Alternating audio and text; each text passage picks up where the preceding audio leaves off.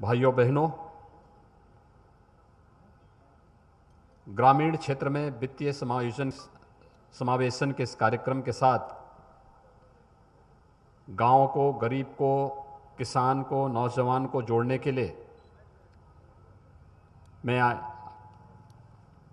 Baroda UP bank के अधिकारियों को हृदय से धन्यवाद देता हूं। वास्तव में 2014 के बाद एक सामान्य नागरिक के जीवन में कैसे परिवर्तन लाया जा सकता है,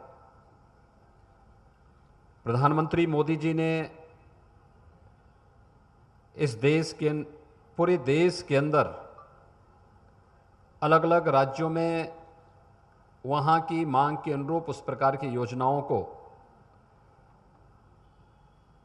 सही मायने में क्रियान्वित करवाने के लिए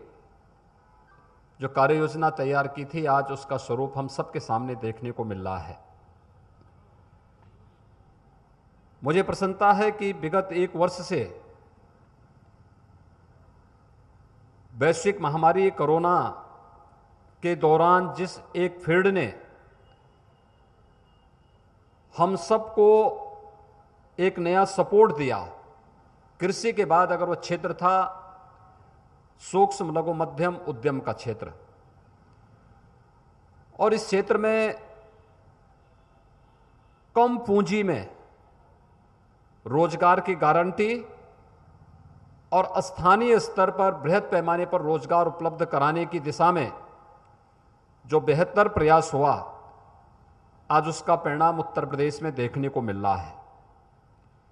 विगत 4 वर्ष के दौरान हम लोगों ने प्रदेश के अंदर बैंक और वित्तीय संस्थाओं के साथ मिलकर के 50 लाख एमएसएमई यूनिट को बैंकों से ऋण उपलब्ध कराने और इसके माध्यम से प्रदेश के अंदर करोड़ों लोगों को रोजी और रोजगार के साथ जोड़ने का कार्य किया। इसके बेहतर परिणाम सामने आए हैं। एक, उत्तर प्रदेश की अर्थव्यवस्था में एक व्यापक परिवर्तन आया, प्रति व्यक्ति आय बढ़ी, बेरोजगारी कम हुई। यही उत्तर प्रदेश है जिसके बारे में आज से 4 वर्ष पहले तक देश के अंदर एक धारणा थी कि उत्तर प्रदेश में विकास की सोच नहीं।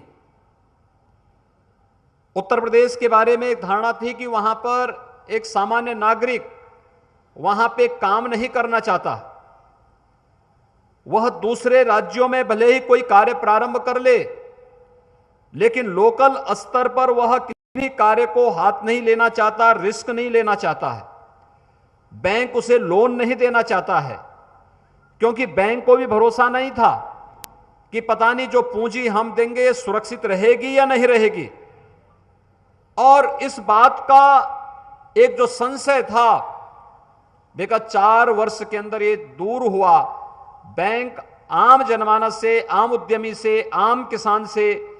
युवा के साथ जुड़ता हुआ दिखाई दिया और तेजी के साथ जो परिवर्तन सामने आए, आज उसका परिणाम था कि जिस उत्तर प्रदेश के अंदर, जिसके बारे में धारणा थी कि आबादी सबसे बड़ी, लेकिन जब देश की अर्थव्यवस्था की दृष्टि से उत्तर प्रदेश की बात आती थी तो यह 5वें 6ठे नंबर पर इसकी बारी आती थी। आज मुझे प्रसन्नता है, 4 वर्षों के दौरान जो प्रयास प्रारंभ हुआ उसका परिणाम है कि आज उत्तर प्रदेश देश की दूसरी अर्थव्यवस्था के रूप में उभरा है और तेजी के साथ इस अर्थव्यवस्था की मजबूती ने प्रति व्यक्ति आय में भी बढ़ोतरी की है। जिस उत्तर प्रदेश में आज से 5 वर्ष पहले प्रति व्यक्ति आय मात्र 43,000 थी, आज उस उत्तर प्रदेश में प्रति व्यक्ति आय 95,000 तक पहुंची है। और मेरा अनुमान है कि यह स्थिति बनी रहे तो हम लोग इसको नेशनल एवरेज, राष्ट्रीय एवरेज के अनुरूप उसको हम लोग पहुंचाने में हमें सफलता प्राप्त होगी। लेकिन इसमें जो सबसे बड़ी भूमिका होगी वह जो बैंकों ने यहां पर इस लोन मेले के माध्यम से जोड़ने का प्रयास प्रारंभ किया है, जिसमें किसान क्रेडिट कार्ड, कृषि उपकरण के वितरण के लिए, डेयरी और पोल्ट्री फार्म के लिए, ट्रैक्टर के लिए, एसएसजी के लिए, ओडीओपी के लिए, एमएसएमई यूनिट के लिए और भी अन्य जो इस प्रकार के अलग अलग कार्य जो छोटे स्तर पर हो सकते हैं। और इसीलिए प्रदेश सरकार ने भी भारत सरकार की तर्ज पर, आप याद करिए जब प्रधानमंत्री मोदी जी ने देश के अंदर जनधन अकाउंट प्रारंभ किया था, इसके बाद उन्होंने प्रधानमंत्री स्टार्टअप की नीति, प्रधानमंत्री स्टैंडअप की नीति को प्रारंभ आगे बढ़ाया था और फिर प्रधानमंत्री मुद्रा योजना के साथ उसकी अलग अलग कैटेगरी को शिशु, किशोर और तरुण के रूप में आगे बढ़ा करके देश के युवाओं को, देश के एमएसएमई उद्यमियों को बैंकों के साथ जोड़ने का एक प्रयास प्रारंभ किया था। इसके मेले लगाए गए थे, एक अभियान चला था पूरे देश के अंदर और उत्तर प्रदेश ने जब इस दिशा में नया प्रयास प्रारंभ किया, आज उसके बेहतर परिणाम हमारे सामने हैं। अकेले उत्तर प्रदेश में 7 करोड़ से अधिक जनधन अकाउंटधारी हैं और मुझे प्रसन्नता है कि गोरखपुर में भी इनकी संख्या, अकेले अगर हम गोरखपुर की बात करते हैं तो गोरखपुर में लगभग 17.5 लाख से अधिक हम लोगों ने जनधन अकाउंट अकेले गोरखपुर जनपद के अंदर खोले गए हैं। यानी 55 लाख की आबादी के जनपद में 17.5 लाख से अधिक केवल जनधन अकाउंटधारी 2017 के बाद, 2014 के बाद ये अकाउंट अलग अलग वर्षों में खुलते हुए गए और इनको वित्तीय समावेशन के साथ जोड़ने का एक अभिनव कार्य जनपद के अंदर इस दौरान हुआ है। आपको याद होगा कोविड-19 के दौरान जनधन अकाउंटधारी हर महिला लाभार्थी के खाते में प्रधानमंत्री जी ने 500 रुपए हर माह 3 महीने तक उनके अकाउंट में देने का काम भी किया था, जिससे वह अपने सामान्य जरूरतों की पूर्ति उसके माध्यम से कर सके। और आज इन अकाउंट का सबसे अच्छा लाभ प्रधानमंत्री किसान सम्मान निधि से आच्छादित होने वाले किसानों को प्राप्त हो रहा है। ये अकाउंटधारी जो भी हैं, चाहे वह किसी भी योजना से हैं, शासन की योजना जब डीबीटी के माध्यम से उसके पास जाती है तो भ्रष्टाचार से पूरी तरह मुक्त होकर के पूरी की पूरी पूंजी लाभार्थी के पास जाती है और लाभार्थी उस पूंजी का उपयोग अपने स्वयं के आर्थिक उन्नयन के साथ साथ अपने व्यवसाय को तीव्रता के साथ आगे बढ़ाने में कर सकता है। और यही कार्य हम लोगों ने जहां प्रधानमंत्री पीएम योजना के माध्यम से, जनधन अकाउंट के माध्यम से प्रारंभ किया, वही कोविड-19 के दौरान पीएम स्वनिधि योजना का लाभ स्ट्रीट वेंडर्स को भी उपलब्ध करवाने में बहुत बड़ा कार्य हुआ है। मुझे बहुत प्रसन्नता है कि अकेले गोरखपुर में 15,898 आवेदनों के सापेक्ष 12,872 को के ऋण आवेदन पत्रों में उन्हें स्वीकृति देकर के वहां पे ऋण वितरण की कार्रवाई हो रही है। और मैं चाहूंगा कि इन सभी पीएम स्ट्रीट वेंडर्स में स्वनिधि योजना के अंतर्गत इन सभी स्ट्रीट वेंडर्स को न केवल हम व्यवस्थित पुनर्वास की व्यवस्था करें, बल्कि इनको बैंकों के साथ जोड़ करके इन्हें बैंकों से ऋण उपलब्ध कराना, ट्रांजैक्शन जो भी हो वह डिजिटली हो सके, इसके लिए ट्रेनिंग की व्यवस्था करना और वह पूंजी वह बराबर जैसे ही उनके पास पैसा आए प्रतिदिन उस पैसे को वह बैंकों के साथ डिजिटल पेमेंट के साथ जोड़ करके इस कार्यक्रम को आगे बढ़ा सकेंगे तो एक बहुत बड़ा कार्य, उसको अतिरिक्त लाभ इसके माध्यम से प्राप्त हो सकता है। इन योजनाओं का लाभ हमें देना चाहिए। मुझे प्रसन्नता है कि आज ओडीओपी से जुड़े हुए और किसान क्रेडिट कार्ड से जुड़े हुए भी तमाम लाभार्थी इस ऋण मेला में यहां पर उपस्थित हुए हैं। एमएसएमई की जान है एक जनपद एक उत्पाद की योजना।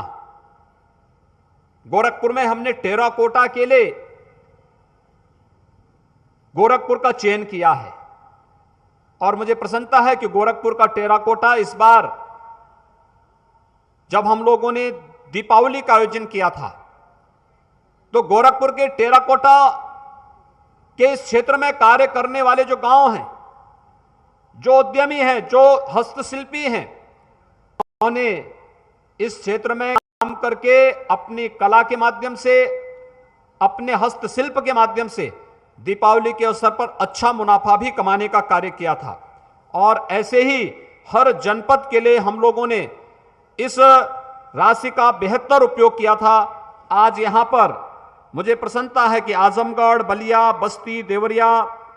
अयोध्या, गोरखपुर, संत कबीर नगर, महाराजगंज, मऊ, सिद्धार्थनगर और कुशीनगर से 5,895 लाभार्थी आज इस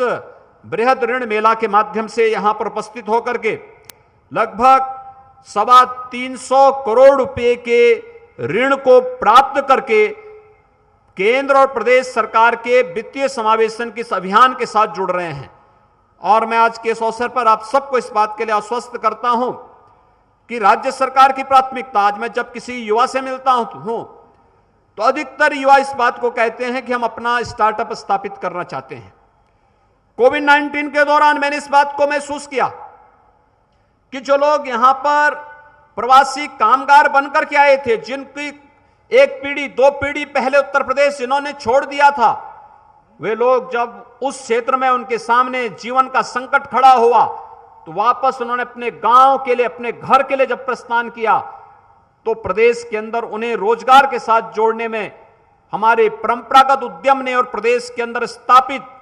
जो एमएसएमई क्लस्टर हैं, इन्होंने उन्हें रोजगार उपलब्ध कराने में एक बड़ी निर्णायक भूमिका का निर्वहन किया। और मैं आज जब यहां पर उत्तर प्रदेश अध्यक्ष, बड़ौदा यूपी बैंक के अध्यक्ष भी हैं, प्रदेश के हमारे बैंकों के नोडल अधिकारी के रूप में बैंक ऑफ बड़ौदा के महाप्रबंधक भी हैं, और प्रदेश के हमारे डीआईएफ श्री शिव सिंह यादव जी भी हैं, मैं इन सबसे ये कहना चाहूंगा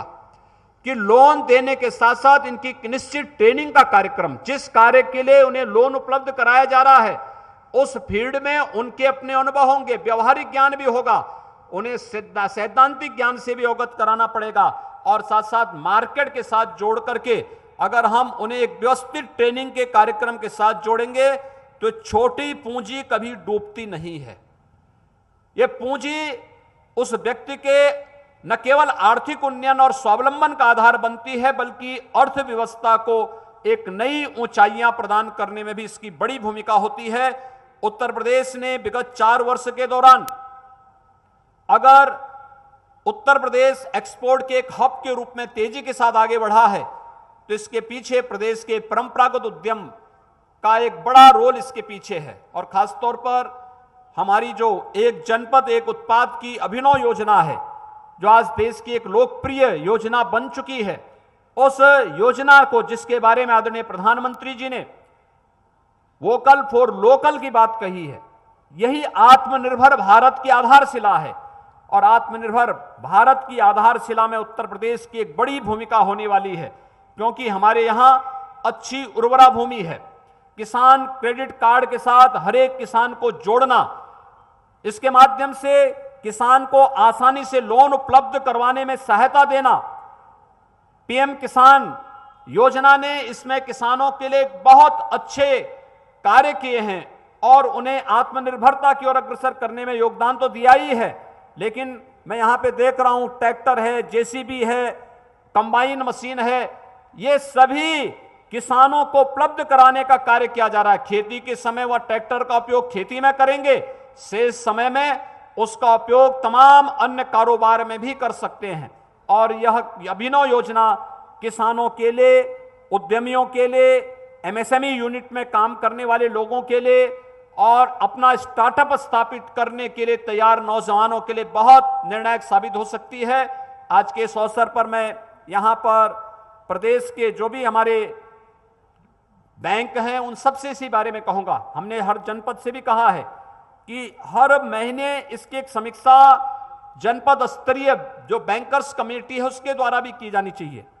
हम राज्य स्तर पर, स्टेट लेवल जो बैंकर्स कमेटी है उनके साथ भी हम लोग बैठते हैं और बहुत स्पष्ट है कि युवाओं को, उद्यमियों को, किसानों को जहां कहीं भी किसी कार्य के लिए लोन चाहिए, ऋण चाहिए, उसके बारे में उनकी पूरी ट्रेनिंग कराना, उनको पूरी जानकारी देना, उस फील्ड में उसे पारंगत करना और फिर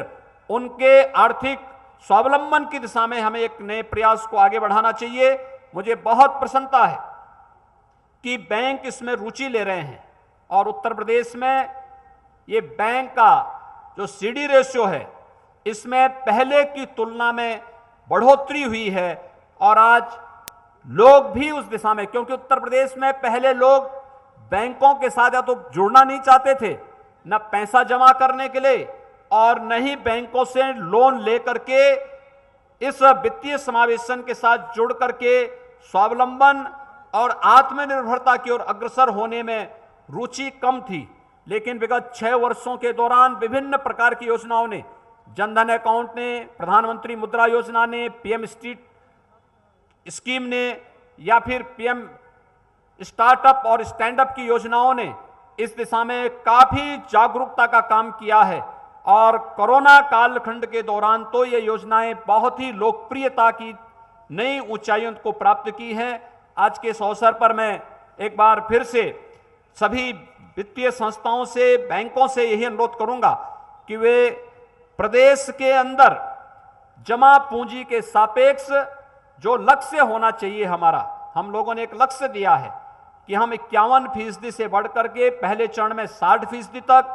फिर 60 से हम इसे 75% तक सीडी रेशियो को प्रदेश के अंदर कैसे ले जा सकें। हर एक बैंक के लिए एक टारगेट तय होना चाहिए और उस टारगेट के अनुरूप अगर हम इसे समयबद्ध ढंग से आगे बढ़ा सकेंगे तो निश्चित ही प्रदेश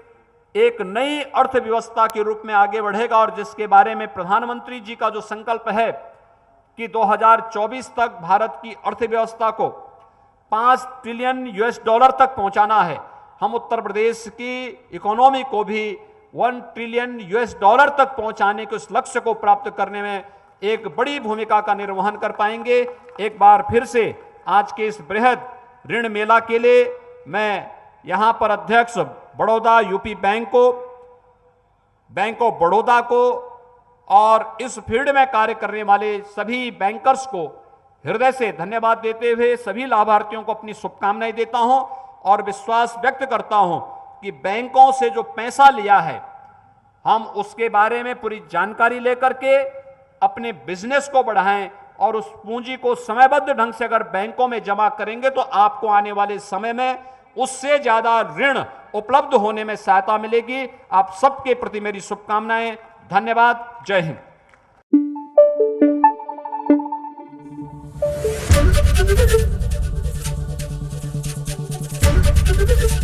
एबीपी गंगा, खबर आपकी, जुबान आपकी।